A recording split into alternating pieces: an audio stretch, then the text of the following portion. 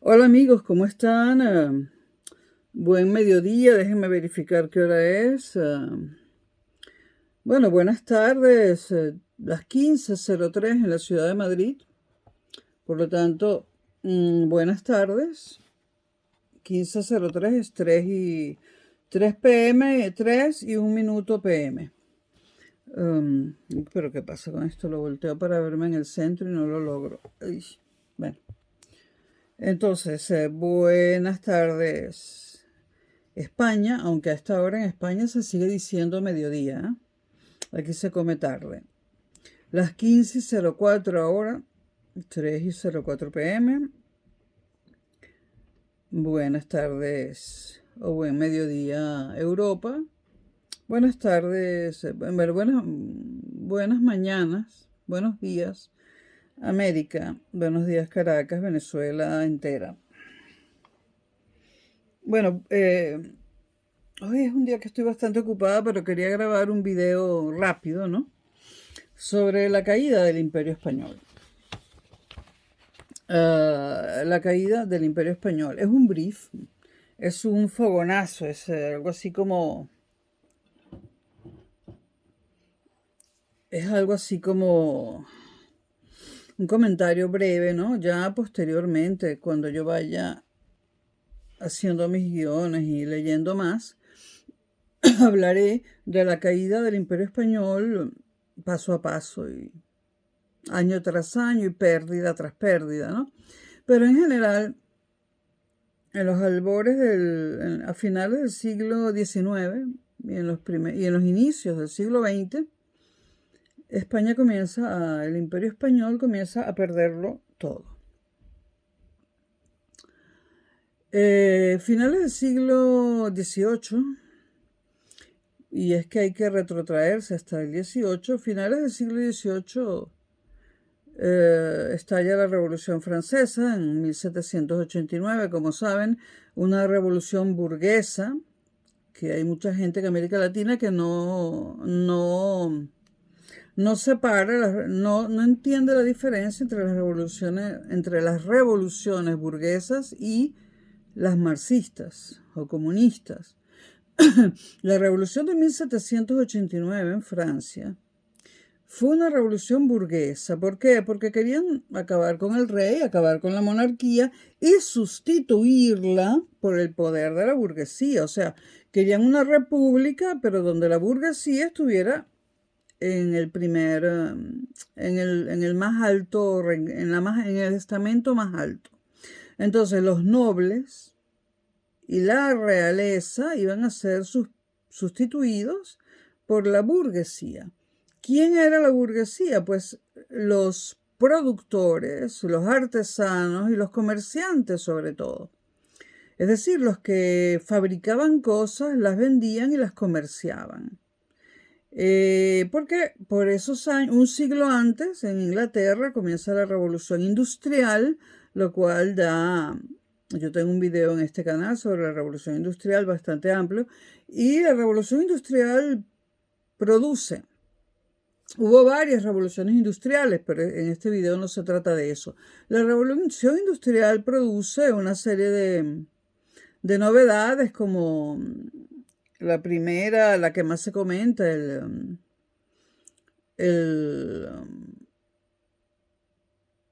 motor, pero todavía no el motor con carburantes. La revolución industrial cambia el mundo al descubrir, al inventar ahora se me olvida el nombre. Bueno, el antecesor del motor con carburantes. Bueno, entonces la revolución industrial inventa el motor de combustión o el anterior, los inventos que hace la revolución industrial, ¿qué consecuencias traen? Traen muchísimas consecuencias. En la producción, en la economía, en la política, en la sociedad, en el arte, en todo. Pero una de las consecuencias de la revolución industrial es que permite producir más unidades de cualquier cosa a una velocidad impresionante, comparado con antes de la Revolución Industrial. Entonces permite producir cosas en serie a una velocidad impactante, ¿no? Con respecto a lo que se hacía antes de la Revolución Industrial. Entonces, por poner un ejemplo, si esta botellita, aunque el plástico vive mucho después, si esta botellita, si un artesano, vamos a hablar de cosas más bien artesanales, si un artesano tardaba, vamos a suponer un recipiente, si un artesano hacía un recipiente o hacía 10 recipientes al día, pues con una máquina, producto de la Revolución Industrial, pues podíamos hacer al día, qué sé yo, 500.000 recipientes, por decir un número, ¿no? Esto ha ido aumentando. El mundo todavía sigue en revoluciones industriales, solo que ahora se llaman tecnológicas, ¿no? Pero día a día los inventos y las mejoras hacen que se produzca cada vez más rápido y en cantidades más grandes, ¿no? Lo cual debería incidir en una baja de los precios de absolutamente todo lo que se vende.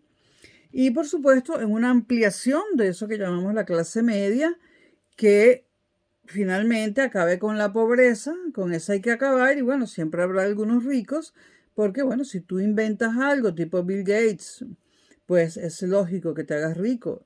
Además has inventado algo, ¿no? Importante, que ha revolucionado además la tecnología del siglo XX. Sin duda Bill Gates revolucionó la tecnología del siglo XX, ¿no? Bill Gates no es persona de mi agrado, pero esto es un video sobre economía e historia. Bueno, entonces, en el siglo XVII, perdón, en el siglo XVII, en Inglaterra en Inglaterra se da la revolución industrial, que permite fabricar mucha más cantidad y más rápido.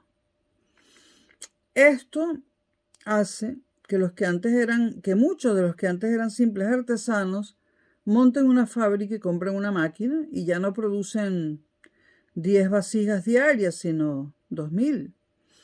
¿Esto qué hace? Bueno, esto hace que los empresarios, esto hace que los artesanos y los comerciantes, muchos de ellos se hagan inmensamente ricos, mientras la nobleza perdía su dinero. Porque los nobles en la Edad Media tenían trabajo, los nobles eran el estamento militar prácticamente, ellos hacían la guerra. Ellos, de carne y hueso, vestidos de militares, iban a las guerras, y si ganaban las guerras, bueno, se mantenían como nobles porque estaban contribuyendo, ¿no? Defendiendo militarmente el país o el imperio, o incluso colonizando otros países. Pero hay un momento en el que en que la nobleza se convierte en una clase parasitaria, en que ya no hay guerra, en que ya no hacen falta, en que en lugar de ir ellos a la guerra van los mercenarios o los ejércitos profesionales, y entonces la nobleza empieza en un proceso de perder el dinero. No los títulos, pero el dinero, y debido a la revolución industrial, los artesanos, comerciantes e incluso algunos campesinos, muchos de ellos se hacen ricos. El dinero trae poder. Bueno, llega un momento en que la clase burguesa, que es la que produce y comercia, dice, no, el poder lo quiero yo. Los nobles son unos vagos. El rey no hace nada, el poder lo quiero yo. Entonces, la Revolución Francesa de 1789 fue una revolución burguesa. Su objetivo era cambiar el poder de manos de la nobleza y la monarquía a manos de la burguesía. Lo que querían implementar era una república burguesa, y fue lo que finalmente se logró. La Revolución Francesa, ya lo he comentado aquí, duró 10 años, estuvo muy movida, muy sangrienta, muy inestable, porque cambiaban a cada rato los líderes. Bueno, luego vino Napoleón Bonaparte, pero al principio Napoleón apoyaba a la burguesía, ¿no? Él intervino porque habían guillotinado a todos los líderes, habían guillotinado a los reyes, luego a todos los líderes de la revolución. El país estaba en la anarquía y él interviene y da un golpe de Estado. Pero Napoleón al principio siempre dijo, y era sincero al principio, que lo que quería era establecer una república burguesa. Luego a Napoleón el poder se le subió a la cabeza e intentó formar no una república, sino un imperio, algo peor que una monarquía, ¿no? Y decidió conquistar toda Europa, Rusia, y además quería las colonias de España y de Inglaterra en América. El poder transforma a la gente, ¿no? Pero finalmente Napoleón también cae en desgracia, pero bueno, esto hay que explicarlo paso a paso, ¿no? Napoleón llega a una cima muy alta en su vida y Francia sí que forma un imperio, no el que quería Napoleón, pero bueno.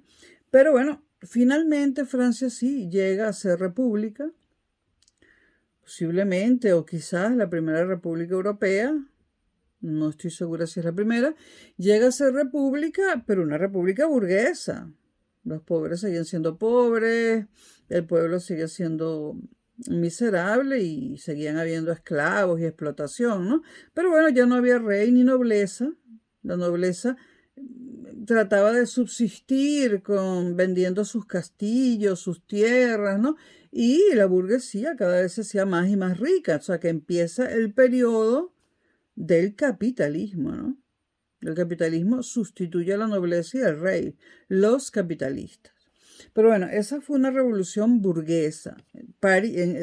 Sin embargo, al siglo siguiente, porque esto fue en el siglo XVIII, 1789, la Revolución Francesa, la famosísima, que fue una revolución burguesa, que sustituyó a la monarquía por la burguesía. En 1848 sí que hay una revolución, también en París, también surge en París y empieza por París, que sí es una revolución marxista, la de 1848 sí es una revolución marxista. Entonces, en este video yo quería hablar un poco yo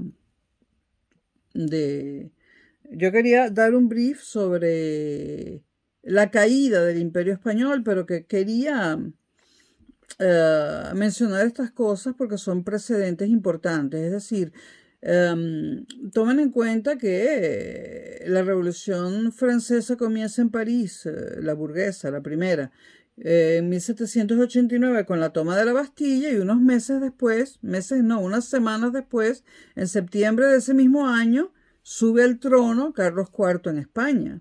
Es decir, teníamos una revolución en Francia y del otro lado de los Pirineos una monarquía absoluta, ¿no?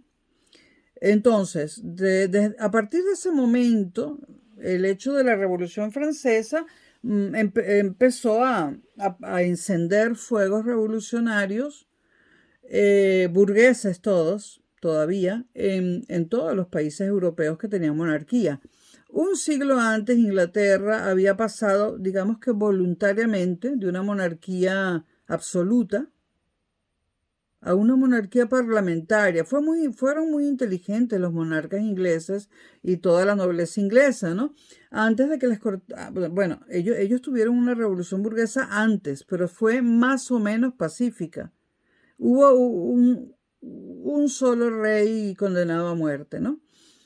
Fue una revolución, la revolución inglesa, que fue la primera revolución burguesa y un siglo antes de la francesa. Allí, a pesar de todo, los ingleses la monarquía y la nobleza inglesa supieron mover las cosas de tal manera de no terminar asesinados y en república. Entonces, voluntariamente, la monarquía inglesa decidió que se iba a transformar en una monarquía parlamentaria. Es decir, que iba a haber un parlamento, un poder legislativo aparte del poder ejecutivo del rey. Y además empezó a nombrar cancilleres que en realidad eran los que hacían la parte política, en realidad detentaban el poder ejecutivo, ¿no? Entonces Inglaterra ha sido muy inteligente, tan inteligente que a pesar de su revolución burguesa del siglo XVII, un siglo antes que en Francia, ¿no? A pesar de eso, en el siglo XVII pasa de una monarquía absoluta a una monarquía parlamentaria y señores, estamos en 2021 y la situación política inglesa es la misma. El Reino Unido, como se llama ahora porque desde que se anexó Irlanda del Norte, el Reino Unido tiene la monarquía parlamentaria la misma del siglo XVII. Lleva 4 siglos con esa monarquía parlamentaria porque fueron lo suficientemente sagaces los monarcas ingleses y la nobleza inglesa, repartieron un poco el poder y no, los ingleses no quieren república. Ellos oyen la palabra república habrá 4 ingleses que quieren república. Esa monarquía no solamente todavía subsiste, es una monarquía parlamentaria igual a la española, solo que la española comenzó en 1978, ¿no? Y desde 1600 y algo que comenzó la inglesa hasta 1978 hay 300 años y pico. O sea que España tardó 300 años en pasar de una monarquía absoluta a una monarquía parlamentaria y España sigue siendo una monarquía, solo que parlamentaria, ¿no? Y con una democracia adentro que permite escoger al jefe de gobierno, ¿no? Pero el comandante en jefe de las Fuerzas Armadas Españolas es el rey. Bueno, entonces la Revolución Inglesa del 17, del siglo XVII y la francesa del XVIII fueron revoluciones burguesas. En el caso inglés terminaron con una monarquía parlamentaria, en el caso francés, si saltamos toda la época de Napoleón, en una república, la primera república francesa. Ahora, esto, por supuesto, lo que pasaba en Inglaterra y en Francia, influía en el resto de Europa y, por supuesto, también en España. En España, en 1789, llegamos al año 1800, ¿no? En España, en el siglo XIX, pues hay varios estallidos revolucionarios, ¿no? Una parte de España quería lo mismo que tenía en Francia, e incluso podían aceptar lo que tenía Inglaterra, que por lo menos tenía un parlamento, lo que en España llaman unas cortes, ¿no? Entonces la situación en España se puso difícil porque soplaban vientos de cambio en Europa. Y bueno, ¿qué tenía España en 1800? Por poner un 1801. ¿Qué tenía España? En 1801, España era un imperio. El imperio más grande territorialmente que hubo sobre la Tierra. 1801.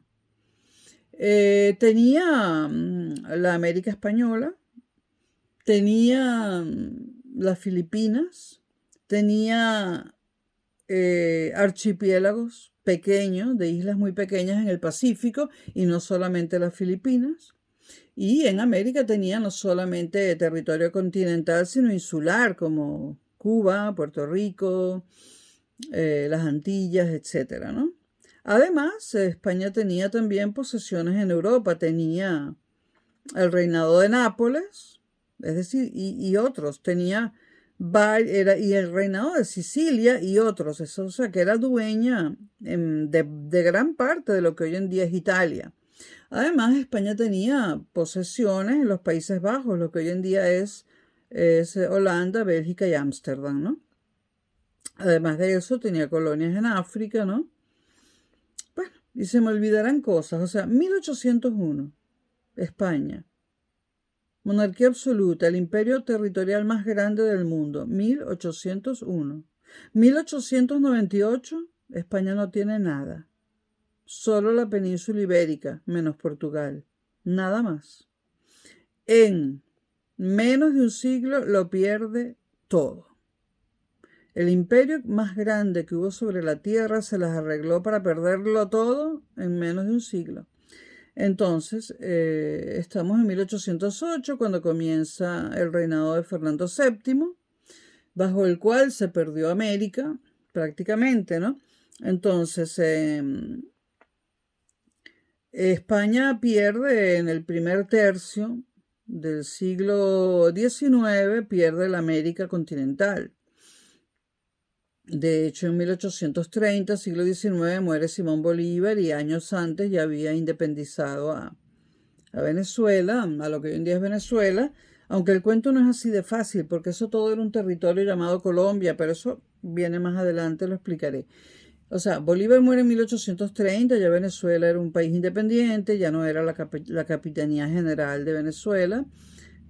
Colombia también estaba independizado, Ecuador, Bolivia, Perú y Chile habían hecho lo mismo, pero no con Bolívar, con otros líderes y también había ocurrido lo mismo en el Virreinato de la Plata con Argentina y lo que hoy en día es Uruguay, Paraguay también se habían liberado y México también. Entonces España en el primer tercio del siglo XIX pierde la América continental. Además que Estados Unidos le vivía robando pedazos, ¿no? Pedazos de México, etcétera, ¿no? Pedazos de Cuba, pero bueno, ¿qué le queda a España en América a mediados del siglo XIX? Le queda Cuba y Puerto Rico. A mediados del siglo XIX lo único que le queda a España en América es Cuba y Puerto Rico y entonces los cuidaban terriblemente porque era lo que le quedaba. Y poco a poco fue perdiendo todo lo que tenía en Europa, en África, en todas partes, ¿no? Y en el año de 1898 España no tenía nada. Y además era un país en crisis económica y donde había unas hambrunas terribles. Pasó de ser el mayor imperio sobre la tierra a un país donde la gente se moría de hambre. Bueno, en 1898 y debido a la pérdida de Cuba, Puerto Rico, las Filipinas, etcétera, surge la llamada ese movimiento de la generación del 98, esa generación de intelectuales que marcó tanto a España, ¿no? Y en la que también había artistas, ¿no? Porque la llamamos generación del 98, pero algunos nacieron en 1901, 1902, 1903, otros en 1999. No solamente hubo intelectuales de la cuestión histórica y política, ¿no? Sino hubo grandes artistas pertenecientes a la generación del 98, entre ellos Buñuel, el cineasta, también Lorca y Federico García Lorca y por supuesto Dalí. Dalí, Buñuel y García Lorca eran de la generación del 98, además de un montón de poetas e intelectuales de otro tipo, más políticos, ¿no? ¿Qué querían los intelectuales de la generación del 98? Bueno, habiéndolo perdido todo, estos intelectuales le planteaban al país y a la monarquía la pregunta de ¿qué es España? ¿Qué coño es España ahora que no tiene nada? ¿Qué es? ¿Qué queremos ser? ¿Y cómo lo vamos a hacer? O sea, ¿qué queremos ser? ¿Qué queremos ser los españoles a partir de ahora que no tenemos colonias? Era una pregunta que había que planteársela, ¿no? Esta generación, a diferencia de los políticos y de las monarcas, esta generación había asumido, ¿no? Esta generación de civiles, artistas y intelectuales había asumido la pérdida del imperio y punto, ¿no? Bueno, hubo un tratado de paz en París en 1898, ¿no? En diciembre. En ese mismo año España pierde Cuba y Estados Unidos ocupa Cuba enseguida. Pierde Filipinas y pierde Puerto Rico, todo en 1898. España, siendo monarquía y estando rodeada de puras monarquías, exceptuando Francia, no tuvo solidaridad del resto de las monarquías europeas para enfrentarse a estas pérdidas. O sea, las monarquías europeas con sus armadas, con sus grandes ejércitos del mar, no ayudaron a España, no quisieron ayudarla porque había rivalidades entre estas monarquías por las colonias americanas y otras colonias en África y no obtuvo ninguna solidaridad, ninguna. Lógico hubiese sido que tuviera alguna solidaridad de parte del resto de las monarquías, porque Inglaterra había perdido a Estados Unidos, y Estados Unidos era independiente antes de Latinoamérica, ¿no? Entonces Inglaterra había perdido a Estados Unidos y Europa debía haberse puesto de acuerdo para salvarse Europa. Pero no, cada país europeo se fue por su lado y, bueno, no lograron salvar nada. porque era una Europa dividida, enfrentada contra ella misma. Y lo que lograron en el siglo XX, es decir, inmediatamente después de perderse el Imperio Español y los países europeos discutiendo entre sí y agrediéndose entre sí, lo que lograron entrando al siglo XX fueron dos guerras mundiales, que básicamente fueron dos guerras europeas en territorio europeo, donde los europeos se mataron entre sí, incluyendo la Guerra Civil Española, que fue el precedente de la Segunda Guerra Mundial, o el laboratorio de la Segunda Guerra Mundial, o el ensayo general, dicho en términos de teatro, de la Segunda Guerra Mundial.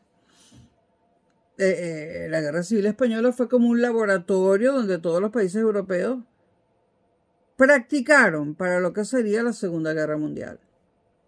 La usaron de laboratorio.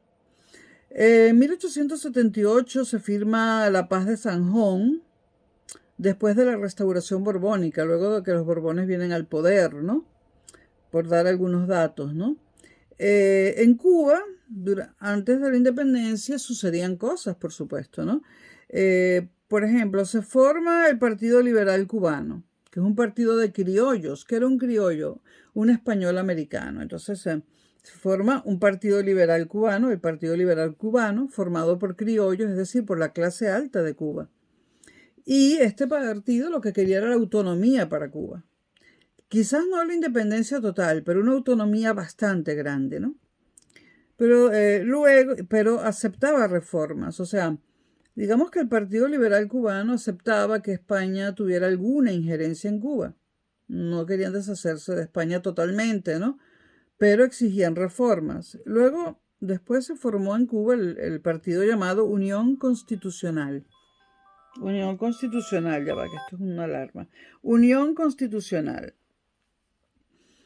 Este partido se oponía a las reformas, era totalmente monárquico, quería que Cuba siguiera idéntica como estaba, ¿no? Y esto le trajo más problemas a España que beneficios, que hubiese un partido dentro de Cuba que quería ser monárquico, ¿no? Mientras tanto, en España, Antonio Maura, que era el ministro de ultramar para el año 1893, y que ya tenía miedo, o sea, que ya veía venir que iban a perder Cuba, propone al Parlamento español un proyecto de autonomía para Cuba. O sea, donde España sigue siendo la dueña de Cuba, pero se le da a Cuba muchísima autonomía, ¿no? Este proyecto es rechazado por el Parlamento. Era más bien un proyecto de autogobierno para Cuba. El Parlamento español, ya había un parlamento, eso lo explicaré más adelante. El Parlamento español rechaza el proyecto de Antonio Maura y comete un gran error histórico, ¿no? Porque ese proyecto de Antonio Maura quizás hubiese satisfecho las ansias autonómicas de Cuba y no hubiese habido una guerra de independencia en Cuba. Pero actuaron de una forma totalmente conservadora, muy monárquica, y dijeron que no había, que ese proyecto de autonomía para Cuba que Antonio Maura estaba diseñando, o de mejor dicho, de autogobierno, no les gustaba. Antonio Maura coloca su cargo de ministro de ultramar a la orden. O sea, él renuncia a ser ministro luego de que este plan no es aprobado porque sabe lo que va a pasar. Sabe que van a perder Cuba, sabe que lo van a perder todo y él no piensa ser el responsable, ¿no? Por otra parte, en ese momento, un señor llamado José Martí, les suena, ¿no? Bueno, funda el Partido Revolucionario Cubano. Un partido separatista, o sea, que quería la independencia total de España, y con apoyo norteamericano, apoyo en víveres, en armas y en dinero. Ojo que Martí no es lo que decía Fidel Castro, ni lo que dice Maduro, ni Chávez. José Martí funda el Partido Republicano Cubano. Con la palabrita, el Partido Revolucionario Cubano. La palabrita revolucionario es lo único de revolucionario que tenía José Martí, esa palabrita. Porque fue era un partido separatista, en eso sí era revolucionario, pero con apoyo de todo tipo de parte de los Estados Unidos. Es decir, José Martí funda un partido para los Estados Unidos, para que los Estados Unidos, a través de su partido y a través de José Martí, bueno, conquisten Cuba. O sea que José Martí de patriota, nada. Luego, bueno, por fin en febrero de 1895, en España, las Cortes, que ya estaban asustadas, no como 2 años antes con Antonio Maura, ahora sí que estaban asustadas, aprueban una ley de autonomía para Cuba y la envían a Cuba y se pone en marcha, pero esa ley llega tarde, porque ya los cubanos no querían solamente autonomía, querían independencia. Esa ley llega tarde. Para colmo, en ese mismo año, José Martí es asesinado en una emboscada y ya Cuba tiene el mártir que necesitaba para llamar a la independencia y a la guerra de independencia. ¿Quién mató a Martí? Pues muy posiblemente los mismos norteamericanos, ¿no? Se cree, no se sabe quién mató a Martí, pero muy probablemente los mismos norteamericanos, ¿no? A España no le convenía la muerte de Martí, a su propio partido tampoco, pero tal vez a Estados Unidos sí, ¿no? Por supuesto, Estados Unidos siempre ha negado que... Pero lo utilizó y después lo mató, pero no se sabe. No puedo decir nada concreto, o sea, no voy a mentir, no se sabe, ¿no? No se sabe. El caso es que a Martí lo asesinan y eso se convierte en un mártir instantáneamente. Bueno, estalla la guerra de Cuba y mueren muchos soldados españoles, sobre todo empiezan a morir de enfermedades tropicales, para las que no estaban preparados. El general Bayler es enviado a Cuba, un general norteamericano, ¿no? Estados Unidos desata una campaña propagandística muy amarillista en contra de España y la desata en territorio cubano. Estados Unidos envía dinero y armas a los cubanos para que se defiendan de los españoles, ¿no? Y España y Estados Unidos al mismo tiempo presiona diplomáticamente a España y le pide que le venda Cuba. Pero España dice que no, que Cuba no está en venta. Y entonces, bueno, estalla la guerra plena y total de España contra Cuba. Pero en realidad no fue una guerra de España contra Cuba, sino de España contra Estados Unidos en territorio cubano. Por supuesto que había soldados cubanos, pero en esa guerra de independencia de Cuba, lo que estaban era España y Estados Unidos peleándose por apoderarse, una por retener Cuba, que era España, y el otro, los Estados Unidos, por apoderarse de Cuba, cosa que logró. Hasta el día de hoy, o sea, Cuba realmente obtuvo su independencia con Fidel Castro, eso no es mentira. Hasta que no llegó al poder Fidel Castro, Cuba era un protectorado norteamericano e iba a correr la misma suerte de Puerto Rico, ser un estado norteamericano. Realmente cuando Fidel toma el poder en Cuba en 1959, Cuba no era independiente, Cuba le pertenecía a los Estados Unidos. Hay que contar la historia como es. A Cuba sí que le independiza Fidel Castro. Y por eso mucha de la burguesía cubana apoyó a Fidel Castro, que también era un burgués. Lo que no se esperaba la burguesía cubana, que quería independizarse de Estados Unidos, era que Fidel Castro girara y se convirtiera en comunista y convirtiera a Cuba en otro país satélite de la Unión Soviética. Entonces, Estados Unidos pide a España que le venda a Cuba. España dice no. Era lo poco que le quedaba y entonces España prefería sucumbir en el campo de batalla a vender Cuba así de una manera tan humillante, ¿no? Bueno, en España, por otra parte, Cánovas, que era el jefe de gobierno, había reyes y jefes de gobierno, que los reyes nombraban un jefe de gobierno en estas épocas. Cánovas en España es asesinado también, lo cual produce otros motines y disturbios, ¿no? Y el 1 de enero del 98 se autoriza la ley de autonomía para Cuba, pero como ya dije antes, llega tarde. Ya los cubanos no quieren autonomía, quieren independencia que no consiguieron, sino hasta 1959 con Fidel Castro, y ya sabemos qué tipo de independencia tiene Cuba. Es independiente, de eso no cabe duda, no le pertenece a Estados Unidos. Guantánamo sí. Guantánamo, yo no recuerdo si Estados Unidos lo conquistó o si ese pedacito de la isla se lo vendió España a Estados Unidos, pero eso es de Estados Unidos.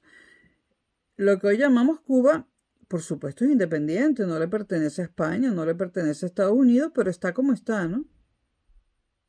Pero la independencia de Cuba llegó, señores, en 1959 con Fidel Castro. Cuba era territorio norteamericano.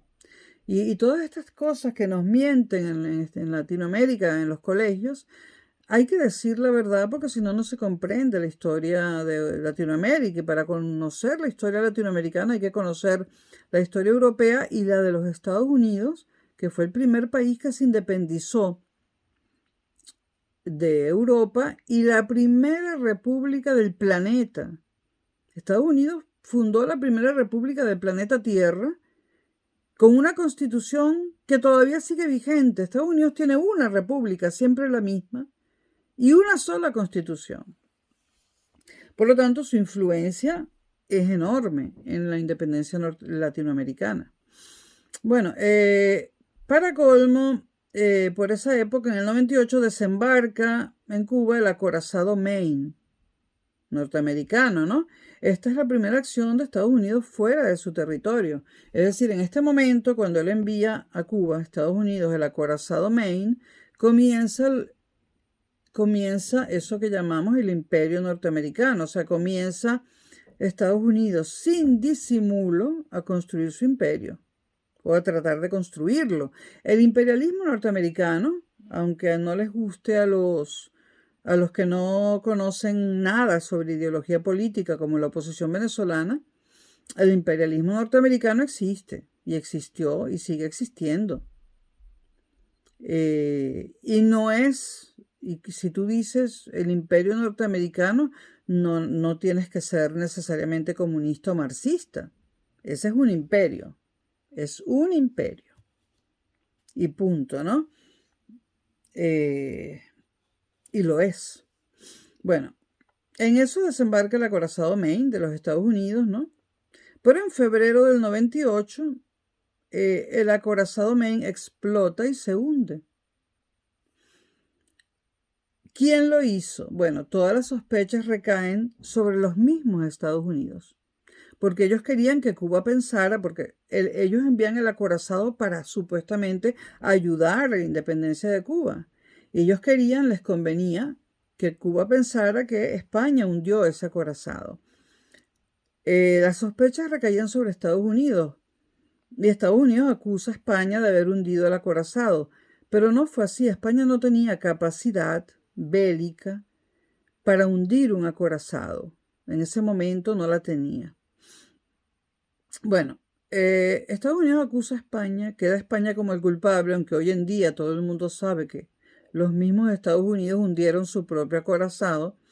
Entonces el gobierno norteamericano, agarrándose del hecho de que España les había hundido el acorazado, le da un ultimátum a España. O sea, vete de Cuba o me la vendes o te jodo. Y entonces ocurre una cosa muy rara, y es que en la península, entre el pueblo español, hay un brote de patriotismo en contra de los Estados Unidos.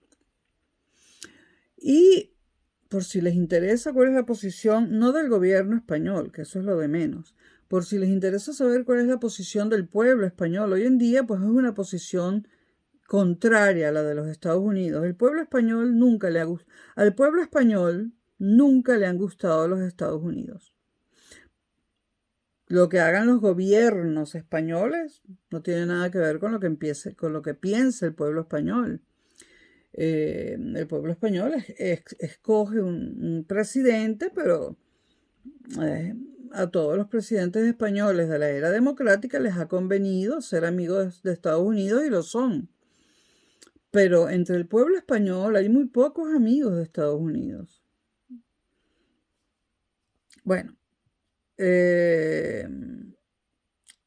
España manda un general, luego estalla una revuelta en Filipinas y España manda un general, del que he olvidado el nombre en este momento, a Filipinas a controlar la insurrección.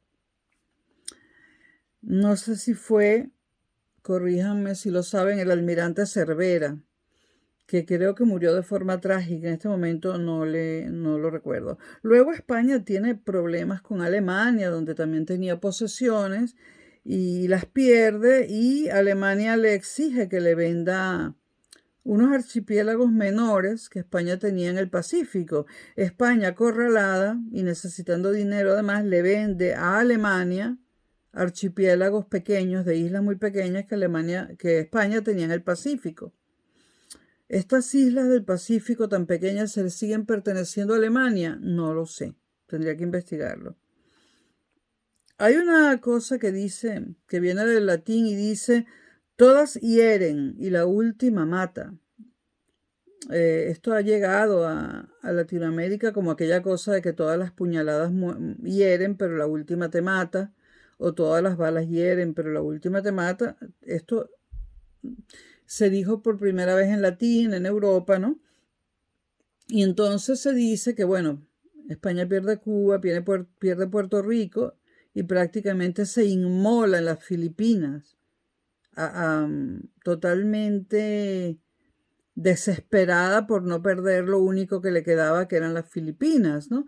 Entonces, la pérdida de la Europa, de la América Española hiere, la pérdida de las posesiones en la misma Europa, perdón, la pérdida de la América Española hiere, las posesiones dentro de la misma Europa hieren, la pérdida de esas posesiones, la pérdida de Cuba hiere, la pérdida de Filipinas hiere, perdón, de Puerto Rico hiere, y la pérdida de Filipinas mata y acaba con el Imperio Español.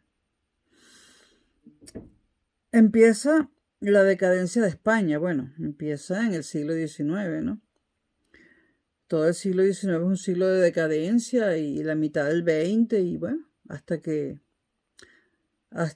más o menos el 61, a pesar de que Franco muere en el 75, en el 61 España empieza a recuperarse económicamente muy poco a poco, ¿no? Más de un siglo y medio, casi 2 siglos de decadencia de España, ¿no? Después de haber sido el mayor imperio sobre la tierra. Como repito, cuando ya había perdido en el siglo XIX el grueso de sus colonias americanas, se aferraba a Cuba, a Filipinas y a Puerto Rico. Al perder estas tres posesiones, España pierde su condición de imperio. Se acabó el imperio español, se finí, se acabó. Y los demás países europeos empiezan a humillar a España. Y entonces, en ese momento que España deja de ser imperio, los dos grandes países imperialistas que quedan en Europa en 1898 son Francia e Inglaterra. Recuerden que Inglaterra convierte a la India en un protectorado. Miren el tamaño de la India, era tremenda posesión colonial. Inglaterra era dueña de Australia, Nueva Zelanda, media África, y el resto de África se la repartían Francia y Portugal, y España no tenía nada. Se convierte en el hazmerreír de las potencias europeas de finales del siglo XIX, ¿no? España pierde su condición de imperio. Se hablaba de naciones vivas y naciones moribundas, y los mismos europeos llamaban a España una nación moribunda. De hecho, trataban de apoderarse de ella por cualquier medio, ¿no? Aquí hubo mucho de darwinismo social, de darwinismo político. Eso requiere videos enteros para explicarlo, ¿no? Luego empezó un fenómeno llamado el regeneracionismo. España se calma y piensa, bueno, soy pobre, ya no soy imperio, mi población se muere de hambre, me tengo que regenerar como sea, como sea. Regenerarme, por lo menos ocuparme de la península, que es lo que me queda, ¿no? Y regenerarme y que mi población coma, ¿no? Es muy importante y muy esclarecedor el diario de Alfonso XIII. Alfonso XIII es el tatarabuelo de Felipe VI, si no me equivoco. Mire, Alfonso XIII, su padre Juan de Barcelona. Su hijo, bueno, voy a nombrar a los primeros en la sucesión, ¿no? Alfonso XIII. Luego viene su hijo, que no reinó, se tuvo que ir al exilio. Bueno, Alfonso XIII se va al exilio y su hijo vive toda su vida en el exilio, salvo la última parte. Alfonso XIII, luego viene Juan de Barcelona, hijo de Alfonso XIII, luego viene Juan Carlos I y ahora Felipe VI. Vamos a pararnos aquí. Juan Carlos I, su padre Juan de Barcelona, su abuelo Alfonso XIII. Por lo tanto, Felipe VI es bisnieto, no tataranieto, perdón, bisnieto de Alfonso XIII, porque Alfonso XIII era el abuelo de Juan Carlos I. Nos está gobernando el bisnieto de Alfonso XIII. Alfonso XIII tenía un diario desde la adolescencia. Él llegó al poder apenas a los 16 años de edad. Se coronó a los 16 años de edad y mucho antes, había comenzado un diario sobre cómo regenerar a España cuando él llegara al poder. Es un diario muy interesante porque Alfonso XIII era un hombre muy humanista y quería con total sinceridad hacer lo mejor por lo que quedaba de España, ¿no? Regenerarla. En internet se consiguen trozos del diario de Alfonso XIII. Les aconsejo echarles un vistazo porque es muy interesante. Bueno, mientras tanto, en el norte de África se enfrentan Francia y Gran Bretaña, que ya digo, son los dos grandes imperios europeos que todavía quedan, ¿no? Se enfrentan Francia y Gran Bretaña y se reparten al norte de África, pero en eso pensaron, no podemos estar tan pegados porque va a ser una guerra tras otra. Y ninguno de los dos debe tener el norte de Marruecos, porque por allí pasan los barcos y bueno, entre Francia e Inglaterra podía hacer una maroma ahí y evitar que salieran los barcos franceses a comerciar, que salieran del mar Mediterráneo. Entonces, por conveniencia, para que Francia e Inglaterra pudieran usar el estrecho y entrar y salir con sus mercancías del Mediterráneo, Francia y Gran Bretaña le dan una franjita al norte de Marruecos a España. Le dan un protectorado, se lo regalan, porque les convenía, ¿no? Para que España controle el paso por ese estrecho y no les impida el paso. Claro, esa concesión de darle esa franjita a España en Marruecos tenía condiciones que España acepta. Entonces España empieza a sentirse un poco menos mal, porque tenía una franjita mínima en el norte de África. Algo fuera de España, se volvía a sentir imperio, ¿no? Patético, pero bueno. Hay un personaje que fue muy importante en esta época, el conde de Ramanones, y hay una biografía de él que publicó hace poco Julián Moreno Luzón, que voy a ver, tengo que ir a las librerías. Algunas cosas me gusta comprarlas en librerías y no por Amazon. A ver a cuánto está porque me interesa esa biografía. Por otra parte, en España había, conviviendo con la monarquía en ese momento, hablo de 1898 y de comienzos del siglo XX, dos partidos políticos conviviendo con la monarquía, el liberal y el conservador, y entran en crisis. Entran en crisis, sobre todo el Partido Liberal. Empieza una mayor participación de la población en política y al entrar en crisis estos partidos se fragmentan los partidos políticos en España. Empieza a haber un montonazo de partidos políticos y ninguno es fuerte. Cuando tienes un montón de partidos y todos son pequeños, pues ningún partido es fuerte y es casi que imposible gobernar. Cuando estalla la Guerra Civil Española, que lo veremos mucho más adelante, en 1936, es porque la Segunda República Española, que también la veremos mucho más adelante, ni siquiera he hablado de la Primera República, la Segunda República Española cae porque los partidos políticos eran tantos y estaban tan atomizados que aquello era ingobernable. De hecho, la Segunda República dura 5 años y tiene 6 presidentes en 5 años. Bueno, y tenían mucho poder en España los caciques en las zonas rurales, en los municipios. La palabra cacique se usa mucho en España la tomaron de las tribus indígenas de América Latina, o de lo que en aquel momento era la América Española.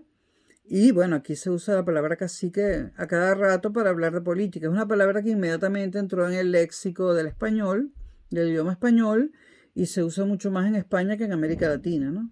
Aquí se habla de caciques, así como se habla en América Latina de caudillos, aquí se habla de caciques, ¿no? Y la palabra caudillo fue al revés, fue de España a América Latina, y de América Latina a España vino la palabra cacique. Bueno, este es el desplome de un imperio en 50 minutos, ¿no? Pero esto va a ser en otros videos analizado pormenorizadamente. Soy Concha Seijas. La alarma que sonó indicaba que tenía que ir a un lugar al que voy a llegar tarde. Bueno, 8 minutos tarde, ¿no? Y son las 15:53, las 3:53 p.m. del jueves 20 de enero de 2022 en la ciudad de Madrid. Espero el video que les haya servido para algo y que los anime a estudiar historia europea y historia española, porque ahí empieza la historia de América Latina y la historia de Venezuela. Luego hablaré de mis diferencias, ahora que me estoy poco a poco convirtiendo en historiadora a medida que apruebo asignaturas, materias. Me doy cuenta que historiadores venezolanos como Rafael Arraiz Luca, a quien conozco y aprecio como persona, y otros que no son amigos míos y que son mucho mayores, como Germán Carrera Damas y estos historiadores venezolanos de toda la vida, los que ya eran importantes cuando yo nací, cuentan la historia de Venezuela como algo aislado, no hacen hincapié en lo que pasó antes en Europa y cómo influyó eso en Venezuela, ¿no? Hemos tenido historiadores muy mediocres y lamentablemente Raiz Luca como que se está sumando a ellos. Y si me está escuchando no me importa. Como persona, te aprecio mucho, Rafael, pero como historiador estás escribiendo por dinero. Me imagino que necesitas ese dinero. Porque tú no eres un empresario, tú eres un intelectual y antes de ser un intelectual eras un artista, eras un poeta. Escribes a sueldo y entonces al escribir a sueldo tienes que escribir lo que los que te pagan quieren que digas. Y me parece que tu posición es muy triste, muy triste. En tus libros de historia de Venezuela hay inexactitudes, errores, hay mentiras en tu biografía de Uslar Pietri. Tú te molestaste conmigo en Twitter y fui yo la que te bloqueé. No estoy dispuesta, tenemos la misma edad, no estoy dispuesta, Rafael, a que tú, que escribes a sueldo, quieras meterle una mentira a tus estudiantes de la Universidad Metropolitana, como la mentira tan famosa de decir que la frase sembrar el petróleo es de Uslar Pietri, cuando no es de Pietri, no es de Uslar Pietri, es de Adriani. Entonces, tú colocas esa mentira como la han colocado otros porque estás a sueldo de alguien escribiendo historia de Venezuela. Ciertamente debes vivir mejor que yo, pero yo estoy aquí en España en un estudio con un montón de deudas y en este momento con frío y la calefacción apagada, pero yo no grabo estos videos a sueldo ni escribo a sueldo. Lo hago, yo grabo lo que me da la gana y escribo en mi blog sobre historia lo que me da la gana. Y trato de escribir la verdad cuando se trata de historia. A mí nadie me paga y créeme que me han ofrecido mantenerme de por vida como una reina por escribir a sueldo y grabar videos a sueldo. Y me lo ha ofrecido un empresario de izquierdas. Y me lo está ofreciendo desde el 2012. Tengo 10 años en que me están ofreciendo escribir a sueldo cuestiones políticas e históricas que son del agrado de ese empresario. Y llevo 10 años diciéndole que no. Personas que saben esto, amigos míos, me dicen que soy tonta. Señores, tengo 61 años diciendo verdades en el colegio y siendo expulsada de clase, en la universidad, y entonces a veces me suspendían y me raspaban a propósito en el IES, en el gobierno de Pérez. Yo siempre he estado diciendo mentiras, verdades, perdón, y no me traicionó el inconsciente. Siempre he estado diciendo verdades y siempre he estado sufriendo las consecuencias. No me voy a vender ahora. Y se lo vengo diciendo a todos los que me han querido comprar desde hace 8 años, desde hace 10 años, desde 2012, que alguien me dijo, eres una gran comunicadora. Eso tiene un cierto valor, te puedes vender como comunicadora y escribir estos libros y grabar estos videos que yo quiero. Señores, yo no trabajo en una agencia de publicidad. Yo puedo como comunicadora, si alguna empresa quiere hacerle propaganda, por ejemplo, a cierta marca de atún o de galletas, eso no me importa. Lo haría con gusto, necesito el dinero, pero no me voy a vender en cuestiones de historia, ni de política, ni de literatura. Me puedo vender para, sé, si la empresa Fondvela me necesita para que con mis dotes de comunicadora vender mucha agua, yo encantada, pero no tengo precio para las cuestiones de historia, de política y de literatura. No, ni de filosofía. ¿Quieren que le haga la publicidad a esto? A estos marcadores, perfecto, yo feliz, pero en lo otro no me vendo. ¿Quieren que le haga la publicidad a Post-it? Perfecto, yo feliz. Contrátenme, aquí estoy, pero no me vendo en cuestiones que no sean comerciales. Bueno, les he hablado Concha Seijas, ya les dije la hora, hasta luego, que tengo un compromiso y estoy llegando tarde. Bye bye.